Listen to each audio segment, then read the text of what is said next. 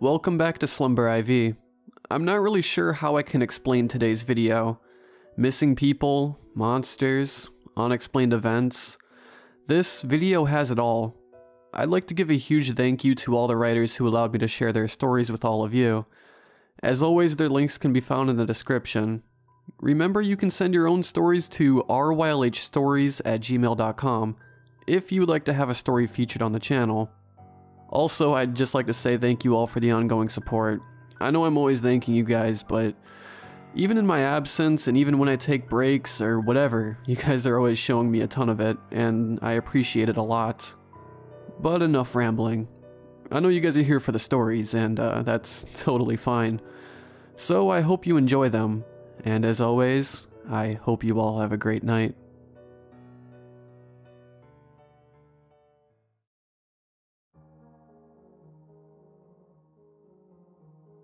A decade or so ago, I lived in a town where people kept going missing. I'm not going to name that town. I don't live there anymore. I'm never going there again. And neither should you. I don't know what's happened there since I left. I don't know what exactly was going on there before I left. What I do know, what I stumbled upon, is enough for me. This chain of events began when a teenage girl named Alicia Johnson went missing. I hadn't known her beforehand, but after her face was plastered all over the news, everybody did. It was a big deal, of course, but the police ended up deciding that she was a runaway. Apparently she'd had problems at home, and she disappeared in the middle of the night with no signs of any sort of struggle or foul play. Her parents were devastated, of course, but nothing turned up. It was as if she had just vanished overnight. The next disappearance was a middle-aged man, husband and father. Same deal, the family went to bed and in the morning he was just gone. The next week, 2 more people disappeared. This was when the town became noticeably more tense. Some people wrote it off as a coincidence, but others thought something was going on. Police presence expanded. People didn't go out alone at night. I didn't see the point. It's not like anybody was disappearing from the streets. I just bought deadbolts for my doors and started to keep my gun loaded. A strange feeling of unease settled over the town. One more disappearance came the next week, and another 3 days after that. But then, as soon as they had begun, the disappearances stopped. Over the course of a month or so, 6 people had vanished from their homes without a trace, and nobody had any idea why. The police were completely baffled. The months passed on and the mystery was never solved. The tension surrounding our town slowly faded, while the families of the missing people either dealt with their own grief or kept holding on to hope. The rest of our lives began to return to normalcy.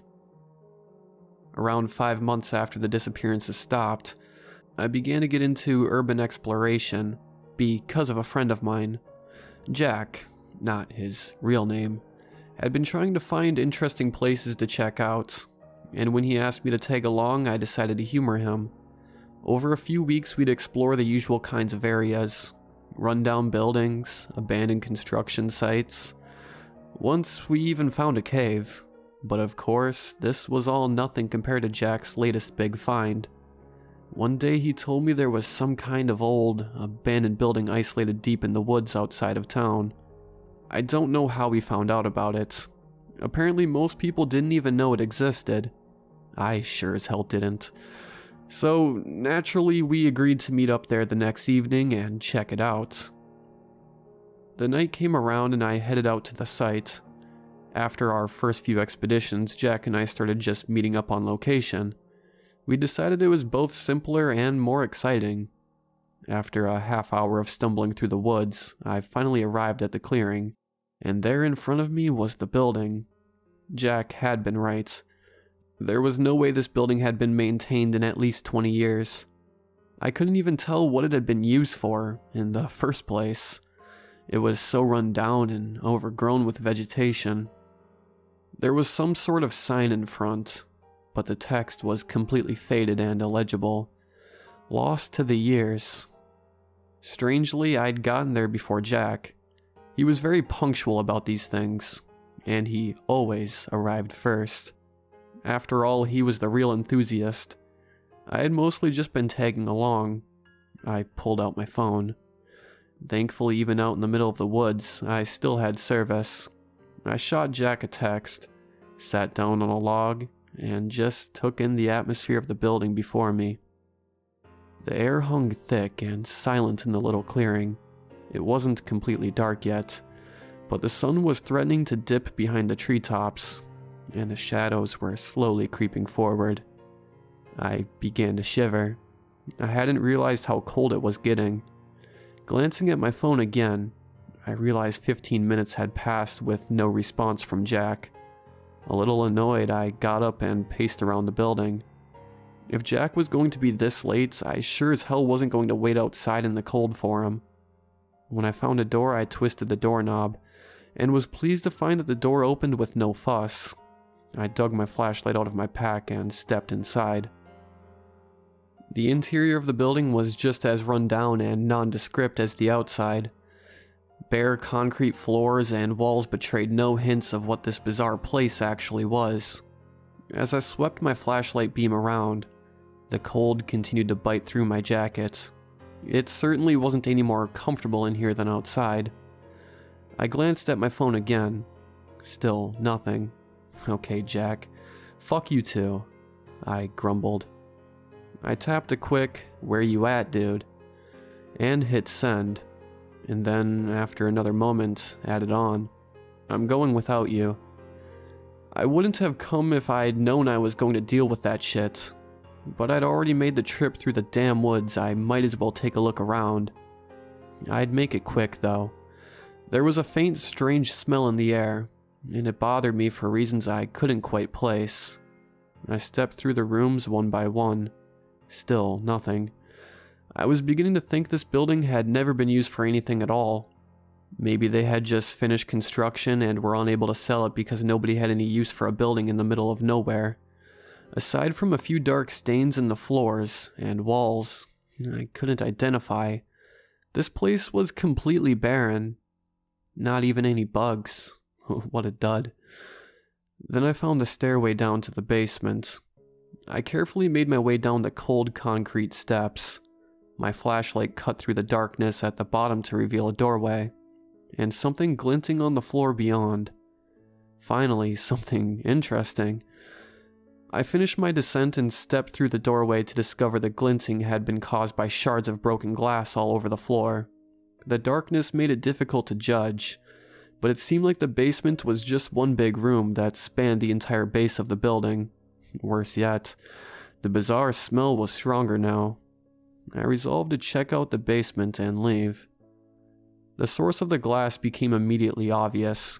Near the wall stood the shattered remnants of some kind of large glass cylinder. The base seemed to be some kind of machine that I couldn't identify, covered in dials and lights that had long gone dead. From the mechanical base, the glass cylinder extended, about 4 or 5 feet in diameter, up to around the height of my waist, where its thick walls quickly ended in shattered, jagged edges. Mystified, I drew closer. One of the jagged edges was caked in blood and hair. I instantly jumped back and let out an involuntary "what the fuck?" In retrospect, I think it was that noise that caused it. If I had just silently turned around and walked back up those steps, I would have just gone home, unnerved but immediately none the wiser. But right after I let out that cry, a wheezing groan emanated in response from the darkness deeper in that room. I slowly turned towards it, my trembling beam of light slowly cutting across the concrete floor, until after a few long seconds the source of the noise was illuminated. At first, my mind refused to process what I saw. There was a second glass cylinder in that basement, similar to the first. It had the same bizarre mechanical base, but this one was unbroken, the tube extending all the way to the ceiling. Inside the glass was a giant mass of flesh, grotesquely twisted and misshapen. A nonsensical, obscene jumble of limbs and faces riddled the abomination. Or in some places, parts of faces, with haphazard eyes blinking open, or isolated mouths stretching wordlessly. Some of the structures weren't even recognizable, instead just forming bony protrusions of hairy tumors. Some areas were covered with skin, others exposing pulsating arteries and muscle fibers. Others seemed to somehow blend together, deforming and reforming in impossible ways. It looked like a group of people had been melted and fused together. The monster was suspended above the bottom of the container, hanging from the ceiling by sinewy ropes of flesh, anchored in position. It dripped fluid from a few places, which ran down its slimy form and joined the pool of bile, blood and all at the bottom of the tube. And though I somehow managed to retain my sanity at the sight of this thing, once my light landed on it, it began to move. The limbs jutting from the fleshy core began to move every which way. Some began to pound and scrape at the glass. Some walked their fingers along the beast itself, or scratched and ripped at its own skin, and others just jerked randomly out of control. Some hands had too many fingers, others too few. Some of the deformed faces began to open bulbous, sightless eyes, or open their mouths to speak. But mercifully, they seemed to be almost incapable of producing noise. Other faces remained motionless, clearly long dead. But the worst ones were the ones that still looked human, because they looked directly at me. As I locked eyes with the many faces of the formless flesh, I made a horrible realization. I recognized these faces.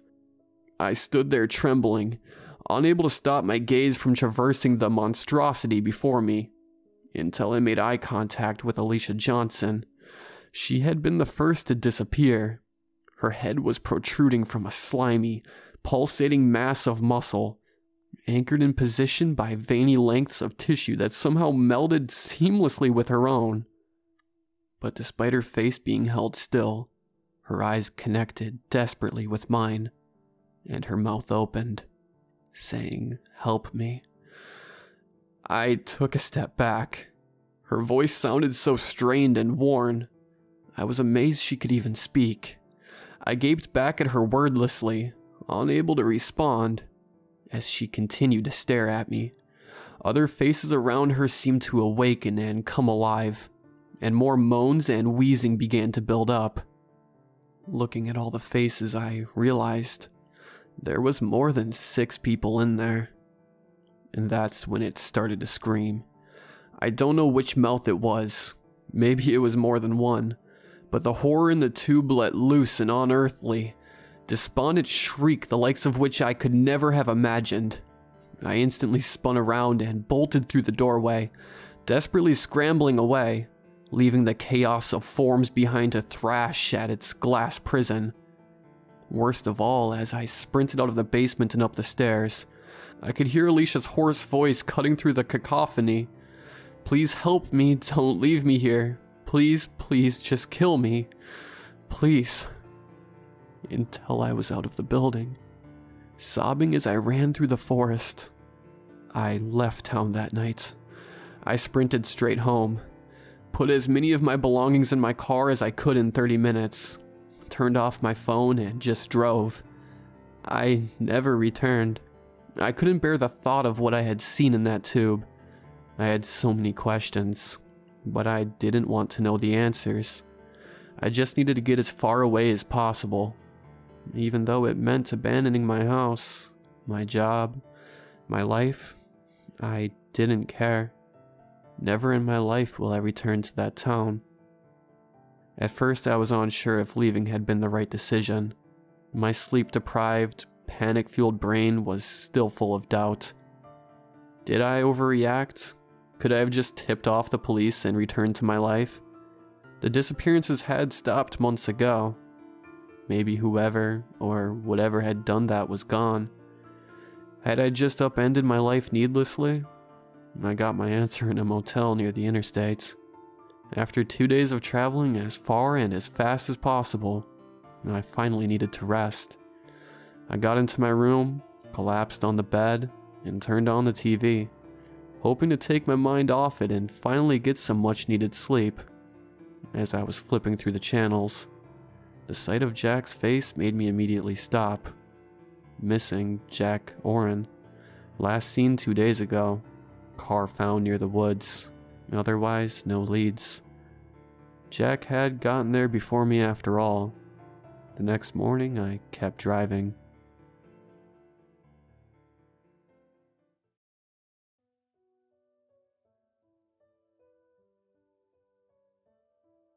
My neighbor was the first to go missing. I didn't pay much attention to the others on my floor, so it wasn't until the police showed up outside her door, the one just across from mine, that I knew something was wrong. The woman's son had called the landlord, Mrs. Fisher, when his mother failed to answer her phone. Sadly, the investigation was over before it even began. The police had 0 leads, and there was no real, incriminating evidence to speak of. Just another unsolved case. The situation became much more odd about 3 weeks later. Somehow the woman's mail ended up in my mailbox by mistake. I didn't know what else to do with it, so I took it over to Mrs. Fisher so she could take care of it. She looked confused as she read the address. B16, that's strange, she said. No one's lived there for years. That can't be right, I replied.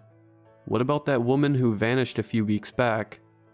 Mrs. Fisher looked at me as if I were from Mars. What woman?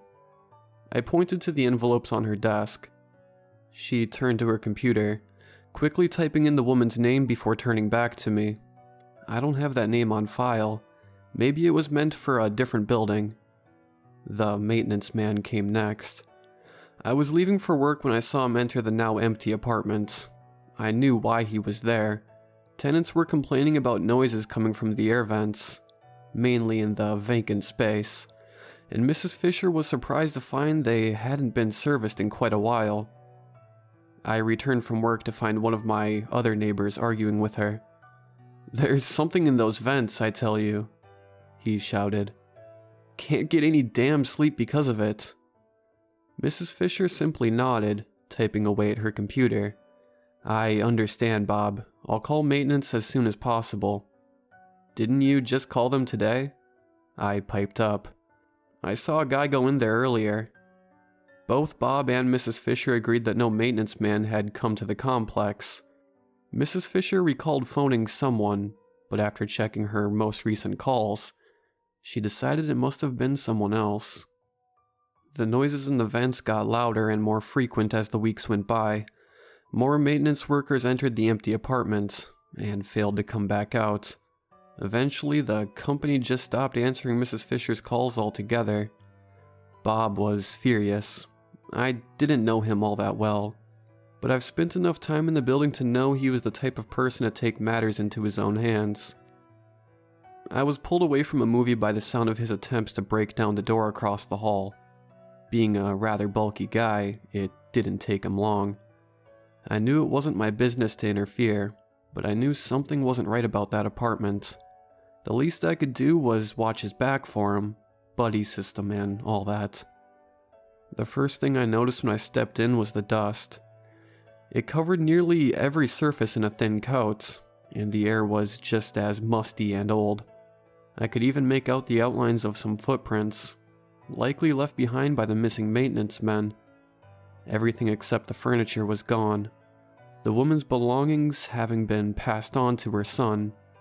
"Damn, this thing's spacious," Bob's voice rang out. I turned the corner just in time to see his shoes disappear into the vent, the cover sliding back into place. Instinct took over, and I quickly ran to the vent and yanked the cover off. It was definitely a face that greeted me, and it was definitely human, but it definitely wasn't Bob, a maintenance man, or the poor old woman. It was rectangular in shape, taking up the entirety of the vent it resided in. There were 2 eyes and a mouth, but no nose. It just sat there, staring at me with its bright white teeth. Slowly, an arm, too much like a baby's arm, emerged from underneath it, before putting a chubby pink finger to its lips.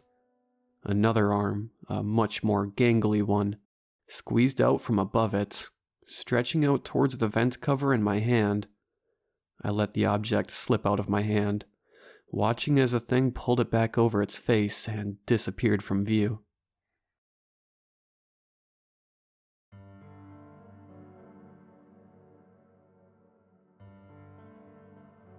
Day 1. I hit a deer on my way to work. It's actually very common where I live in.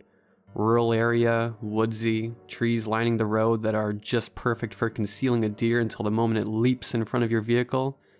Apparently at least 2 are hit and killed each day. My cousin and grandparents have all done it, some multiple times. So I guess it was just a matter of time before I did. I was already running a few minutes late, putting off leaving as much as I dared. I opened the garage and stared at the black trees silhouetted against an inky sky while I slipped on my shoes. It's spooky. Waking up at 5 a.m. to a pitch black world. I reversed the car, turning as I backed up to make a turn in my driveway. I didn't bother to look back, 'cause nothing's ever there. I know my driveway. Well, I thought I did. I cussed and braked. That was either the low stone wall in front of the garden or something else. Probably a deer. I pumped the brake lights and looked through the back window. Nothing. I was already a few minutes late and figured I'd either come home to a deer in my driveway or some other damage on the house, and I drove off. I came home to neither. On the plus side, the car was fine. Day 7. I saw a deer today on my afternoon jog. I work the early morning shift but have the afternoons off, and I make a genuine effort to exercise daily, no matter how tired or drained I feel. I often see deer hanging out in people's yards or the woods, so it wasn't an unusual sight. What was unusual was the injury on the back of her right leg. It looked broken, with dried blood coating her side. I felt a stab of pity, but the way she watched me made me more uneasy. She didn't flinch, stood like stone and stared. Despite the heat of my run, my skin was cold. At the end of the block, I glanced back to put my stomach at ease, and I saw nothing, just the neighbor, standing at the garden bed, staring back at me. Day 12. I've been seeing deer on every run I take. Every morning on my long drive through the middle of nowhere to get to work, my brights catch them on the side of the road. I think that's normal. They don't have any natural predators, unless you count cars. I haven't seen my bloody friend since last week, and I'm assuming she's dead. These deer, though, the way they watch me makes my skin crawl. I refuse to let it get to me, however. Totally irrational. I probably just have some primal instincts when I get close to wild animals or something. Fortunately, I can blast my music and run faster. Anyways, wherever I see deer and check again, the deer's gone. Probably scared off by the appearance of a neighbor or 2 who's shown up. They'd help if anything happened. Day 13. What I wrote yesterday. I know deer are night creatures, but that cannot explain what I saw this morning. I opened the garage, and on the edge of the light cast by my garage was a massive deer, standing and moving slightly in my yard. I jumped from my car and sped the hell out of my driveway. Miraculously, they didn't run in front of me, just watched. My hands were slipping on the wheel throughout my drive, and my heart continued to pound at work. And it wasn't the caffeine. I've stopped running after work. Day 17. I'm so embarrassed right now. I'm in tears. Since yesterday morning, I've been staying inside the house as much as possible, and entertaining myself in my room. I was looking out front through my window this evening, considering how quickly I can get into my car and through the driveway, when I saw the mass of deer again. Only this time, and I know what I saw. There were about 3 people standing with them. I called 911 and gaspingly told them what I saw out front. 3 police cars, apparently having nothing better to do, showed up, but the people and deer were gone within seconds of me calling. Typical. I spent over an hour with the police. I made it seem like this was the first time I'd seen deer act like this. No, I didn't recognize anyone, and no, I didn't want to talk with anyone. I saw the people trespassing and freaked out. The police finally seemed to buy that, and they backed off. Day 19. I was supposed to leave for work about 30 minutes ago. It's pitch black, but I can just make out their inky forms in the woods, barely circling the light coming from my window. They're moving forward, pressing closer. No one will believe me. I can't prove anything. All that I do know is there's one woman, staring directly at my window, who's come closer than the others have dared. A woman with a limp and dirty, matted jeans.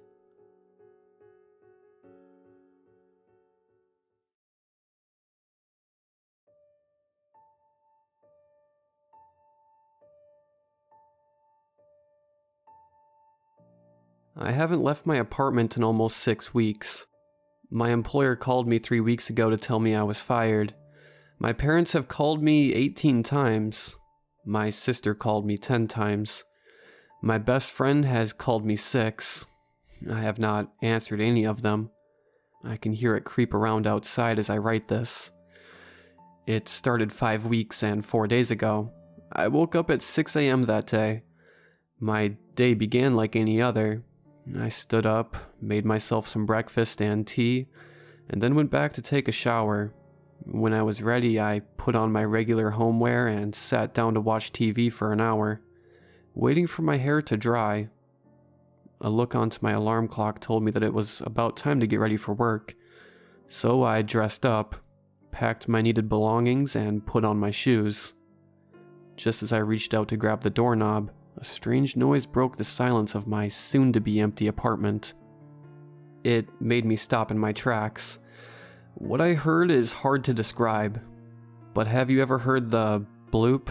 The bloop is a sound recorded by hydrophones near the Bransfield Strait. If you haven't, take some time to listen to it. It is a somewhat metallic, shaking sound, yet still somehow similar to the singing of a whale or something. It's about as difficult to describe as what I heard that day, but yeah, that is what it sounded like. My mind was racing with fear. It could just as well have been some electronic device I had left on by accident, but the sound had shaken something deep inside me, and now that very something was telling me that it would be best for me to not proceed any farther. Frozen, I stood there, right in front of my apartment door, my hand still hovering a few inches above the doorknob. Then I heard it again. It was louder this time. It was then that I became aware of it coming from right outside my door. Slowly, I took a step backwards, dropping my purse to the ground. Quickly, I reached for the key, slammed it into the keyhole, and turned it around twice, double locking the door. Then I grabbed the chain hanging from the wall next to the door frame and sank it into its own lock, securing the door once again. Now that I finally felt safe enough to take a look through the peephole, I stood up on my tiptoes and peered outside. At first, I saw nothing unusual. There were the stairs, the door to the flat on the opposite side of mine. Suddenly, I caught something moving with my peripheral vision. Struggling to get a better look at it, I rolled my eye. Just as I began feeling a numb pain in the back of my head, I saw it. It did not look like anything I had ever seen before. I'm not even sure I could describe it as anything close to what it looked like. It's just one of those things you would need to see with your own eyes to fully understand its appearance. Even though if I were you, I would pray to never have to encounter it. It was a cloud of thick, black and dark blue mist. At least that's what I thought it to be at first. But as I finally became able to focus on it, I noticed that there was something moving underneath it. I broke into a sweat and felt my wet hand was clutching the doorknob so tightly it almost hurt. I stood there for what felt like hours, watching the entity hover outside. I think I must have cramped up since I don't remember moving an inch. As I finally came to my senses, I stumbled backwards and fell down, cursing myself for the following thumping noise. The thing let out its weird gurgle again. I was panicking. I grabbed my cell phone, ready to call the police, but halted. What would I tell them? What could they even do? Suddenly, I had an idea. There was no need to tell them it was a weird cloud thing, just a potential intruder. Dialing 911, I took a deep breath. A voice greeted me. 911, what's your emergency? Struggling to regain my voice, I whispered, "There's someone outside my apartment door. They're trying to get in. Please come quick." I quickly added my address. "Of course, miss. We'll have someone on their way immediately. They'll be there in 5 minutes. Have you locked the door?" "Yeah." "Good. Find a place to hide. Preferably your bathroom if it can be locked as well. I will stay on the phone with you." No. I don't want to be too loud," I answered in a low, hoarse tone. "If that makes you feel safer, all right. The police are on their way. Everything is going to be okay. Do not panic." I hung up. A place to hide. I needed to be there when the cops showed up. I needed to stay where I was. I stood up again and pressed myself against the door, my eye hovering in front of the peephole. It wasn't too long until I could hear loud steps erupting from the second-floor hallway, making their way up the stairs. The cops. I couldn't see them through the peephole, but I was sure of it. Suddenly the steps halted. "Oh my God," I heard a male voice say. "Stay where you are," another one shouted. They were answered by the creature's sound, but it was louder than before, deeper, and even more threatening. I closed my eyes. A crashing sound, then screams, then a loud, disgusting tearing noise, as if tissue was ripped apart. Then silence. As I dared to open my eyes again and peered through the peephole once more, a gruesome sight was awaiting me. Blood. There was blood everywhere. Amidst a vomit-inducing pile of what looked like you'd find at a butcher's, there were pieces of dark cloth, which must have once belonged to a uniform. That was all I needed to see. I sank to the floor and rolled up to a ball, sobbing and shaking. I have not left my apartment since. I barely eat anything, yet still I'm slowly running out of food. I have thought about exiting through the window somehow, but I'm on the 3rd floor and I don't have anything I could use as a rope to get down there safely. I don't want to call anyone for help. I don't want this thing to kill any more people. I don't think it'll go away either. It would have already if it really wanted to. But somewhere inside me, there's still a bit of hope. I wonder how the other tenants are doing. I would have noticed them leaving, so I guess they're hiding in their homes like I am. The thing is still outside. It has gotten 3 more police officers, unlucky enough to be sent to our address. I wonder who called them. Maybe another tenant, maybe my parents or my sister. My family is probably worried sick about me. In case things go wrong, I hope they won't be too sad. I hope they'll be able to recover.